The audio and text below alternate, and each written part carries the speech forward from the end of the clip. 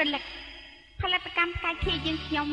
រីករាយណាស់ដែលបានវិលមកបំពេអារម្មណ៍របស់អស់លោកសាជាថ្មីម្ដងទៀតផលិតកម្មផ្កាយខៀវយើងខ្ញុំ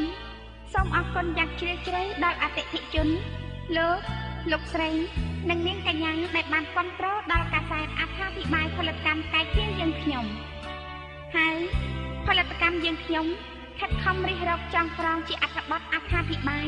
ឲ្យបានសមបំណងរបស់អស់លោកអ្នកនៅក្នុងភាគទី31ហើយលើកនេះផលិតកម្មផ្កាយខៀវយើងខ្ញុំបានជ្រើសរើសយកបទចម្រៀងមនោសញ្ចេតនារបស់លោកកែវសារ៉ាមកបម្រើសោទិញ្ញារម្មណ៍របស់អស់លោកស្រីនិងអ្នកនាងកញ្ញានៅពេលនេះឲ្យសមបំណងពេលនេះលោកកែវសារ៉ាបានចូលខ្លួនមកបម្រើជាថ្មីម្ដងទៀតហើយលើកនេះផលិតកម្មយើងខ្ញុំសន្យាមិនខុសពីលើកមុនទៀតឡើយលោកកែវសារ៉ាបានលាចាកលោកនេះក៏ពិតមែនតែសំនៀងរបស់លោកបានដក់ជាប់នៅក្នុងក្រអៅបេះដូងកុលបុត្រកុលធីតានិងអ្នកសិល្បៈជំនាន់ក្រោយៗឲ្យចងចាំមិនភ្លេចនៅសំនៀងអមតៈរបស់លោកហើយសំនៀងរបស់លោកនៅពេលនេះមិនអាចអ្នកសិល្បៈជំនាន់ក្រោយមកប្រៀបផ្ទឹមឲ្យស្មើបានឡើយតែឥឡូវនេះ